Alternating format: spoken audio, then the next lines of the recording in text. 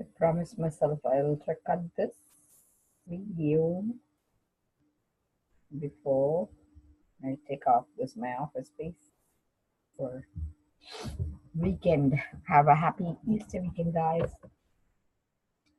And this is the teachings of my beloved Guru, His Holiness Paramahamsa Nithyananda. He does a session with us every day morning, and today he taught the neurology of reality. That's a topic. And I tune in with him and I try to take notes so I'll understand and I'll share it with you guys.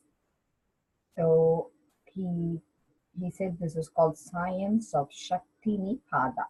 Shakti Nipada means transferring his energy into others. So the way I understand this, Sat means infinite truth session. This is the truth that goes beyond. So the truth goes 4 levels: perception, and then fact, and reality, and the truth. Because perception is different from what is the fact. Fact is different from what is the reality. Reality is different from truth.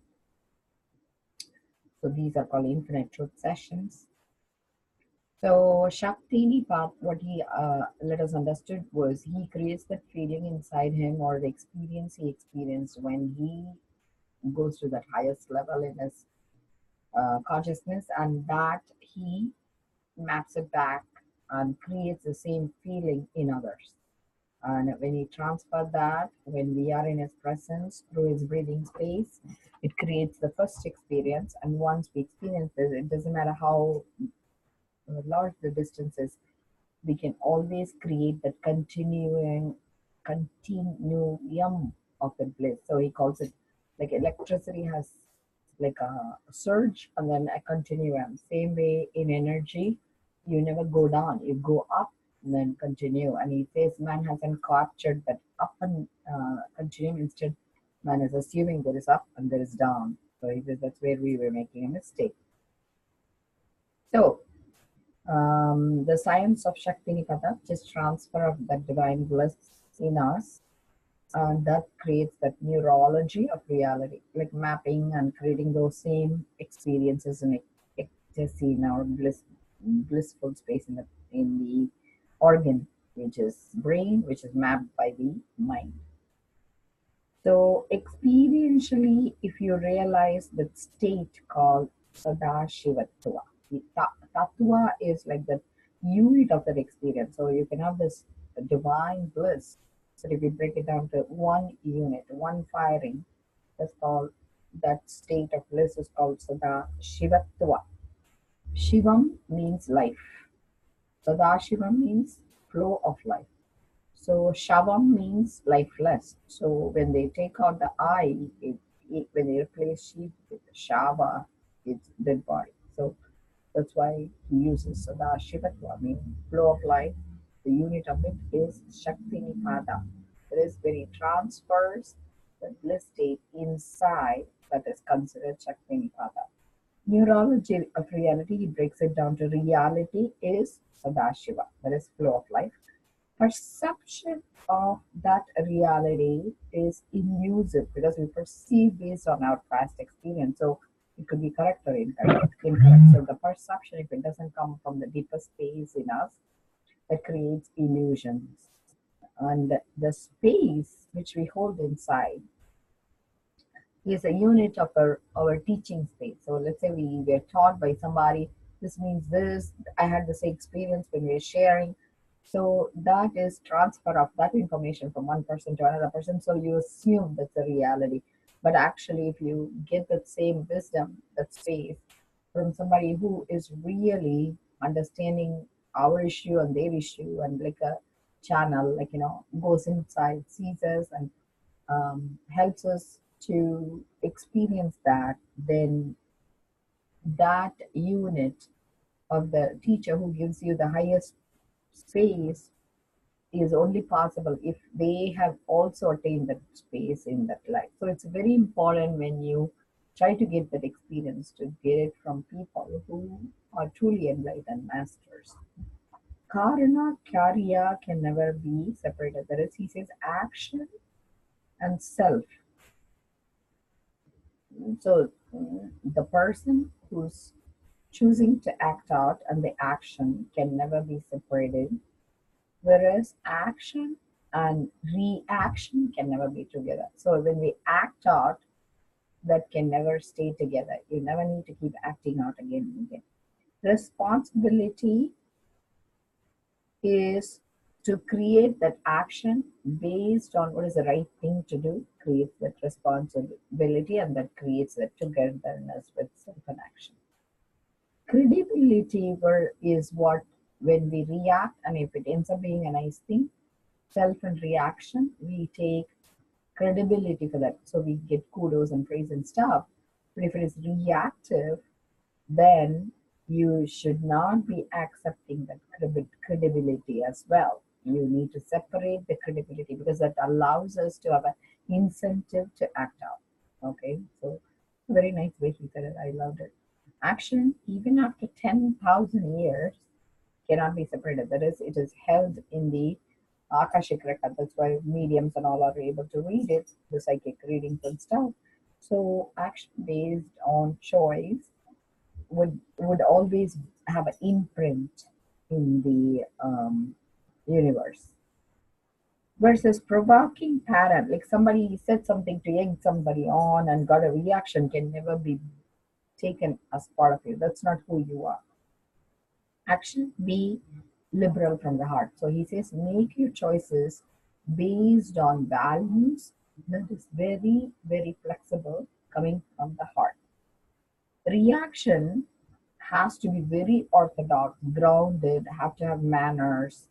So work on building character. So our reaction is based on grounded experience. So be very prudent in reaction. Orthodox should be in reactions. This would create the solution for neurology. So what is cognition? How do we understand something versus pattern? Pattern is our acting out.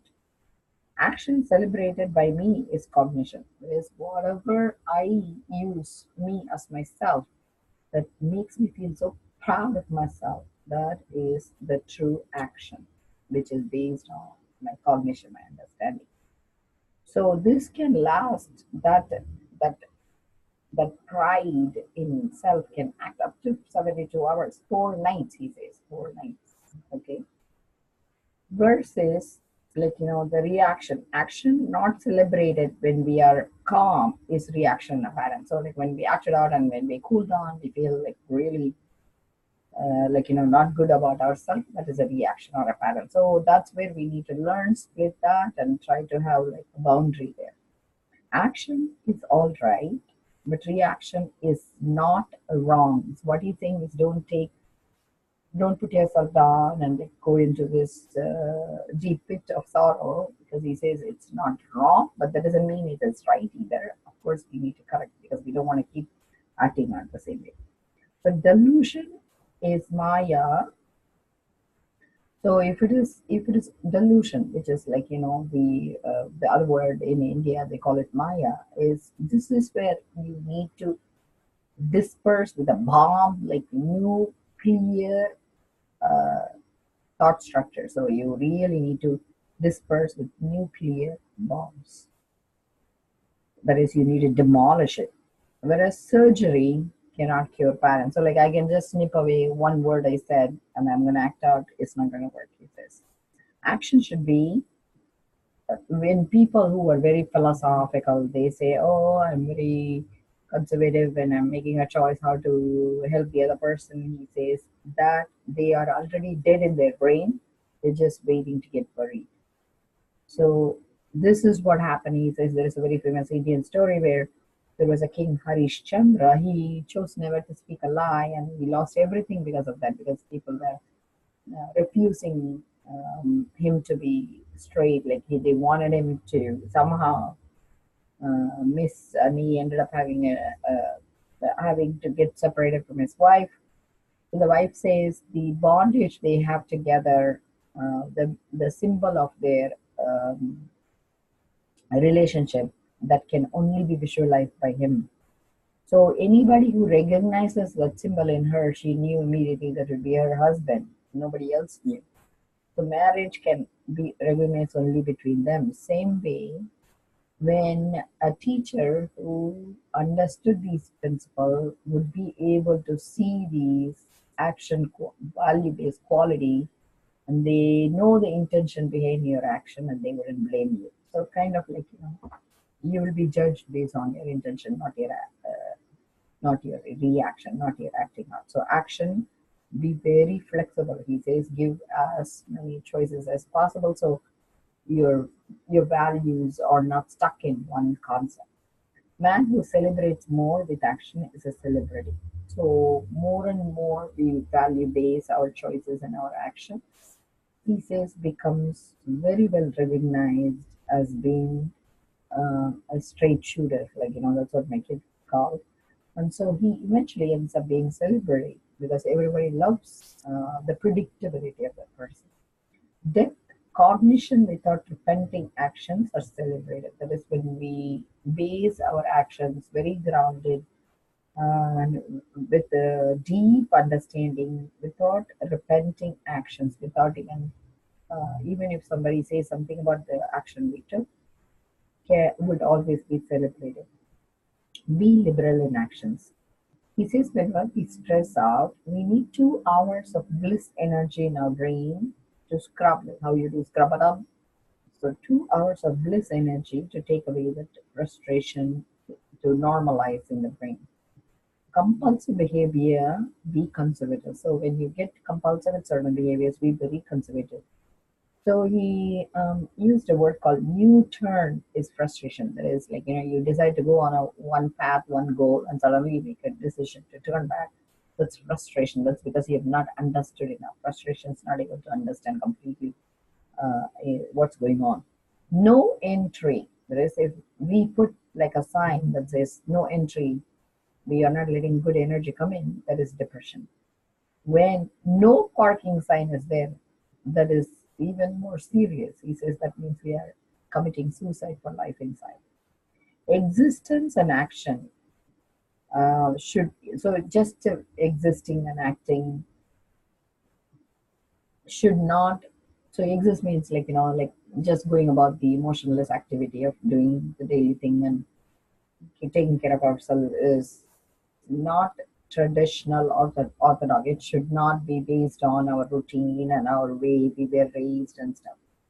There is no right wrong in this situation.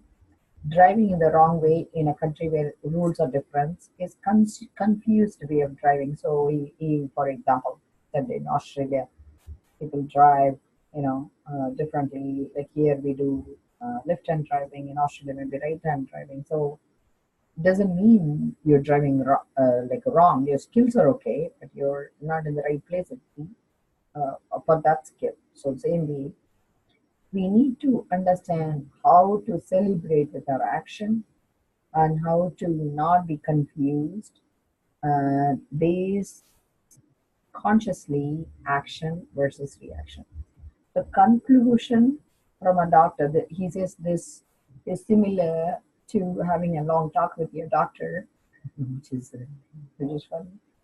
And then he says you can never get a straight answer from your doctor. So you, in the end, when the doctor recaps you, whatever he said, you still don't understand because this is like very confusing when you hear people who are like, very brainy talk. So dumb it down. Tell them, hey, dumb it down.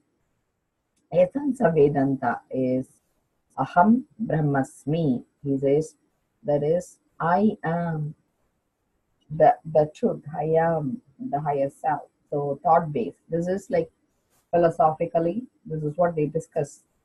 But essence of Vedas is Upanishads. There is scriptures that's written in the past. And essence of Upanishad is Vedanta. So you discuss the ancient truth as your thought-based actions. But whereas agamas, these are all like thinking and discussing. But he says agamas is application of those ideas. He says there is no essence or no conclusions. You have to just do it. So that almas, which is application of these, is life-based. Shaktipada needs presence of Guru. So he says when you want the transfer of these knowledge, you have to be in a presence of somebody, breathing space. That's why even though you can read the people who wrote those books and stuff, in their presence, you get the gist of what they are trying to say. Same way, when you want to be experiencing those highest experience, you need to be in the presence of a teacher who will give, who will share those experiences, because experience has to be shared, cannot be taught. Whereas Vedanta, which is philosophical, creates seekers, whereas you get only consumers there. They go listen to the sermons, they put some money in the basket, but that doesn't mean they understood or they experienced it, but they just like kind of getting a gist of what is the theme about, but they haven't applied it yet. Whereas when you apply what is being taught by whoever it is who is teaching you, they produce teachers and masters, inventors, and circuit builders. That is, they will create those experiences in others. So people share, walk through the teaching, how they apply to their life, and how it helped them is much more valuable to us than what they heard in the church or what they heard from the teachers. And he didn't say about the church. I'm just adding it so that my patients will understand. So in action, be inspirational. In reaction, put more boundaries. A lending hand only can work if you trust. So let's say somebody comes and says, I will rescue you, and he's sitting on a time bomb, and he says, if you don't reach out, you are going to be blown up. Same way, he says, help can only work provided you're trusting to ask for the help. Everyone is sitting on a nuclear bomb. His bomb, he always connotes with thinking. So when you have stinking thinking, that's what he calls it, it's going to explode, because our thinking is going to keep going towards a path we don't need to take. Because we're going to blame us, hate us, and other stuff. So nuclear bombs meaning the thinking that is so different that it becomes a shift in our behavior. So everyone is sitting on a nuclear bomb. Reaction makes brain to stop. So instead of trying to get help, reaction would stop us from getting help and keep going the wrong way. Working kills, so only ventilator keeps the state alive. So you can bring back the working brain by reacting, which kills the smart cells. So you end up being on a ventilator, which is just being kept alive. You're not alive, but it's just in a state of alive, but that is meaningless to our life. Versus if we understand and take a be a different action, you're breathing for yourself, and you are able to go home. 1% of the brain is being used when we react versus 99% or more in action with liberal options, which is capable of cracking open the delusion. Reaction, conservative, Maya will go crazy. So when somebody wants you to act out and they are misbehaving, if you don't react, the illusion, they will go crazy. So I think I watched once a show, a soap opera, where the wife declares, she was cheating on her husband, and everybody's watching on the husband, and he says, you know what? If that's what you want, I am good with it. And he walks away, and it was so classic his behavior. I really applauded the way he didn't waste words. He really wanted what was best for her, and he moved on, and that was phenomenal. So I feel sometimes not reacting and being very conservative during crisis keeps us up on top. People are not going to look for sensation anymore. They are going to show respect. By creating crazy, Maya most so so he says most successful beings will stand up and show world how to behave in crisis, and that shows who is successful in crisis and who has class. Action should be liberal and it should come from the heart. So all the actions should be value based on very thing that we love dear in our heart. Self denial is no parking,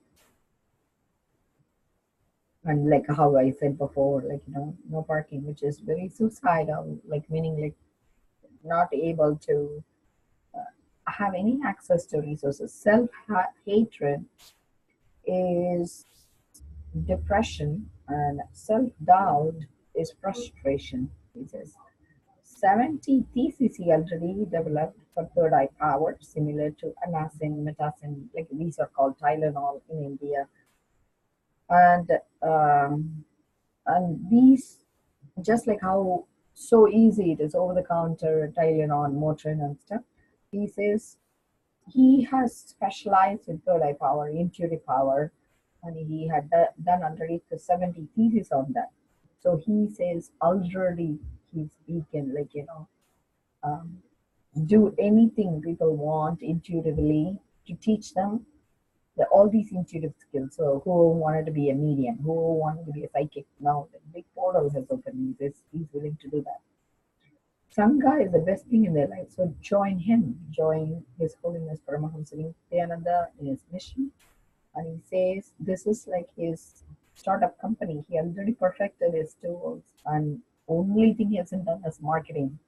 All the things he's tested already. Join startup already a reality of their concept. Only marketing is needed. Just like Facebook, it kicked off really very well, and when it marketed, it already went into a million share within like a week, right? We are precisely in that zone. Product established, marketing not done, shareholders will have tremendous profit when they join. So he says by joining him, you know exactly who's lying to you. You would rather have that skills, right? Close I see whole circuit. So he says he's able to see the whole intuitive skills as a close eye. He can see the whole circuit as a thin gold sheet, and he can apply this bliss and laminate it, and the viscosity of bliss is slightly small milliunit, micromilliunit, and this can reset the bipolar in the brain. Heavy pitta, this is like a lymphatic that has like high hormone levels that's making us react. He says he know how to reset all this bipolar, depression, anxiety, and all. He can reset within in his presence with every session he does. One darshan, if you see him once in person, you can create this bliss for 2.5 days. He says.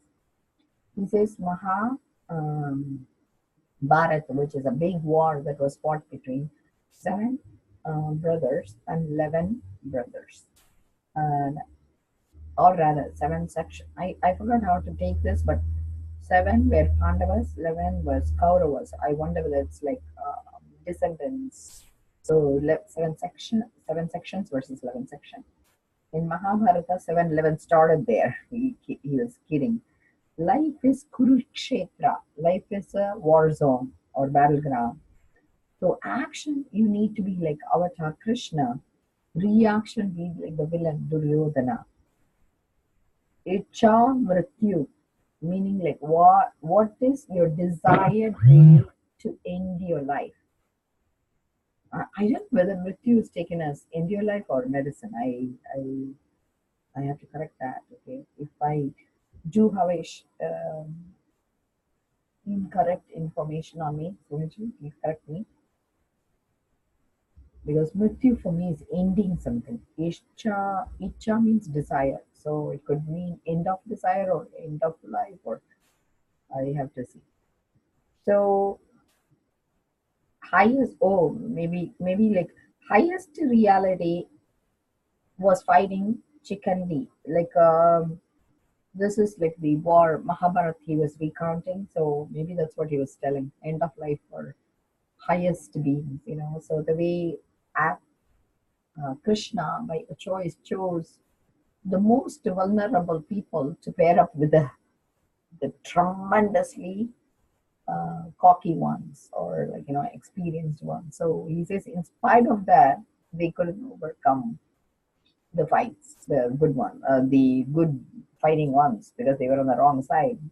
Like how you said, driving on the wrong side of the road. It didn't matter what skills they had, because they were on the wrong side of the war. So highest reality, he let them fight a transgender, Krishna, which is the lowest, powerless muting he chose to fight the highest reality. It's like saying the highest reality was catfished by a transgender female, but actually it was a transgender, or it was a male. Um, I have not understood the Mahabharata, so I'm not a good person to translate this. But anyway, Drona, who's a psych, he had a vengeful psychology, was fighting highest psychology, Drishtu,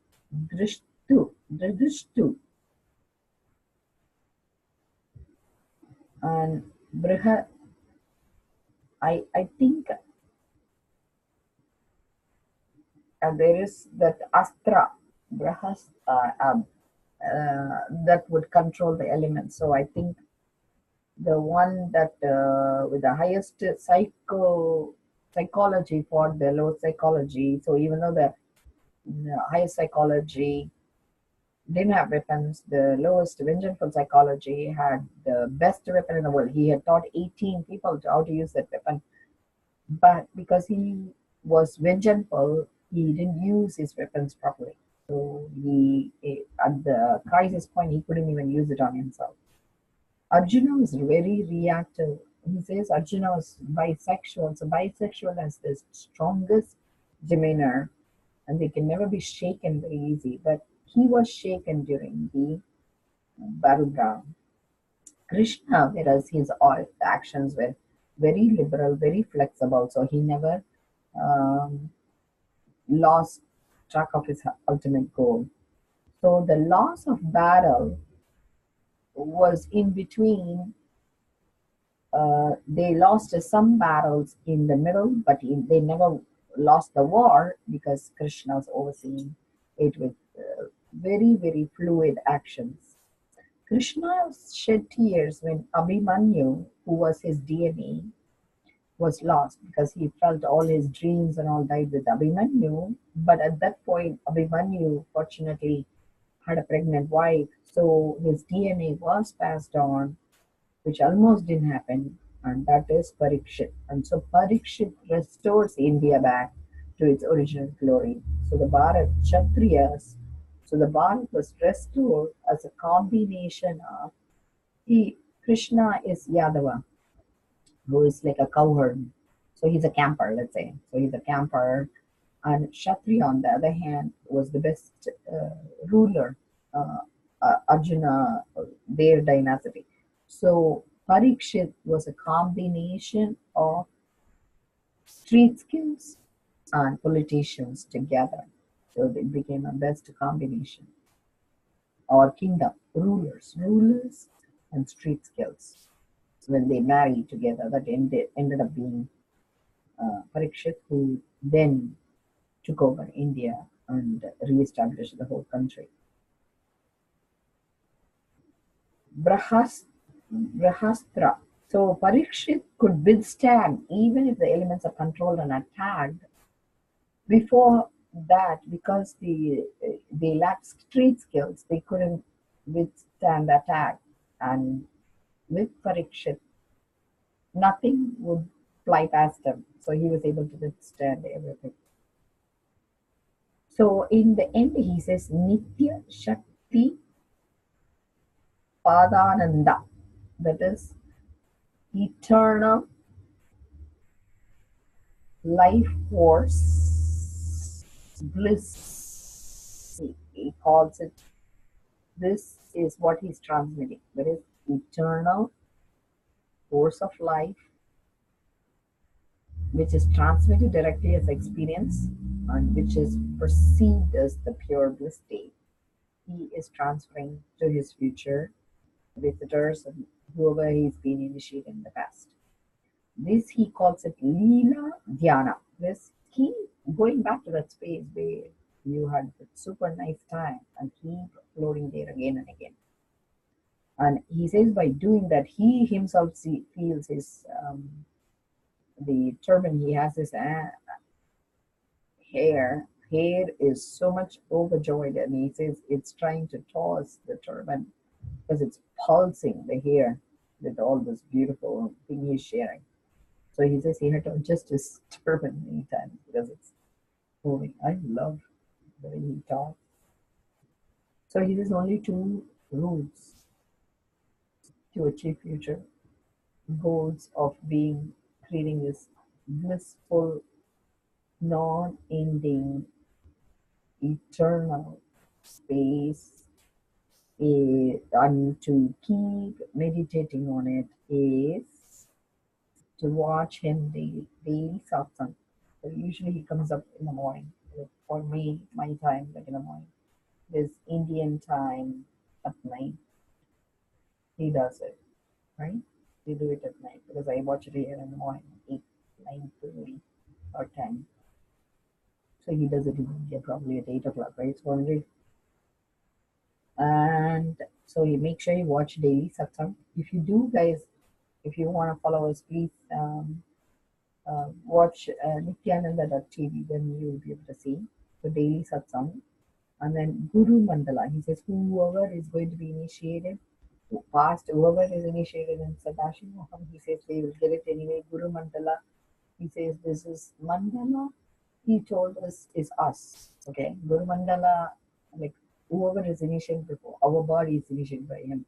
So you'll be transferring that knowledge. But people can also hold that special space we held with him because he's going to share it with like putting that um, experience in a specific way, we'll be able to transfer that. And that's made of a copper, which is sun energy, which is the right eye, silver, which is like the secretory energy from 9 holes in our body, and the gold, which is consciousness, moon from the left eye. So this triad would hold all these experiences, so we will be able to constantly enjoy this again and again. Thank you so much.